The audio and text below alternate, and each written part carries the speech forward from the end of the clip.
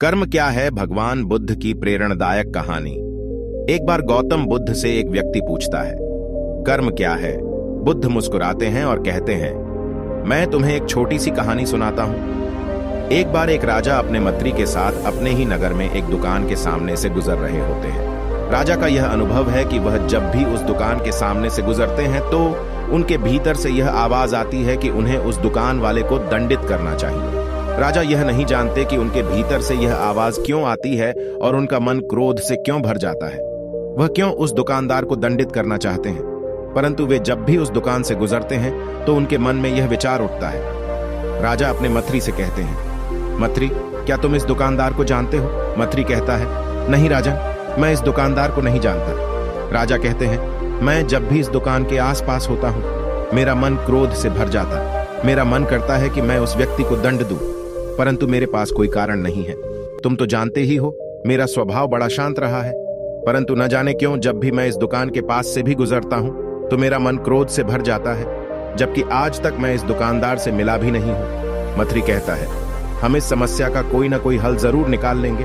अब राजा और मंत्री अपने महल पहुंच जाते हैं। राजा कुछ समय बाद ये बात भूल जाता है, परंतु ये बात मंत्री को याद रहती है। मंत्री इस समस्या का कारण खोजने के लिए भेष बदलकर उस दुकानदार के पास जाता है और उस दुकानदार से कहता है, और भाई कैसा चल रहा है तुम्हारा काम? वह दुकानदार कहता है, मत पूछो भाई, बड़ी समस्या है।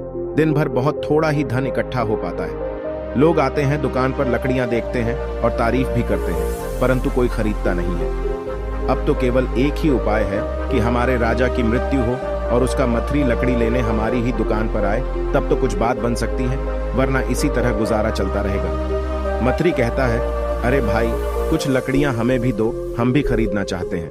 और कुछ लकड़ियां खरीदकर वह राजा को दे देता है और कहता है, महाराज, यह लकड़ियां उस दुकानदार ने आपके लिए भेजवाई है, जिसकी दुकान के सामने जाकर आपको उसके प्रति क्रोध महसूस होता है। राजा उस लकड़ियों को लेते हैं और उस सुगंध को महसूस करते हैं और कहते हैं, अरे मैं तो बेवजह ही उस व्यक्ति को दंडित करना चाहता था, वह तो भला व्यक्ति है। राजा कुछ सोने की मोहरें मंगवाता है और मंत्री को कहता है, जाओ ये मोहरे उस व्यक्ति को दे दो जिसने ये लकड़ियां भेजवाई है। और मंत्री उन सोने के मोहरे ले जाकर उस दुकानदार को देता है। वह दुकानदार भी बहुत खुश होता है। वह सोचता है, मैंने बिना वजह ही राजा के बारे में इतना गलत सोचा। हमारे राजा तो बहुत नेक इंसान है। कहानी खत्म होती है और बुद्ध उस व्यक्ति से पूछते हैं, कुछ समझ में आया? वह व्यक्ति कहता है, कर्म केवल शरीर से ही नहीं, विचारों से होता है। बुद्ध कहते हैं, जब तक हम सोचेंगे ही नहीं तब तक हम शरीर का उपयोग कैसे कर सकते हैं? यदि हम अपने विचारों को सुधार ले तो हमारे सभी कर्म सुधर सकते हैं। राजा उस व्यक्ति को जानता भी नहीं था और राजा उस व्यक्ति से कभी मिला भी नहीं था, परंतु फिर भी राजा उसके प्रति क्रोध से भरा हुआ था, केवल उसके विचारों की वजह से जो उस दुकानदार ने राजा के प्रति सोच थे। अगर आपको हमारी ये वीडियो पसंद आई हो तो वीडियो को लाइक करें और चैनल को सब्सक्राइब करना न भूलें।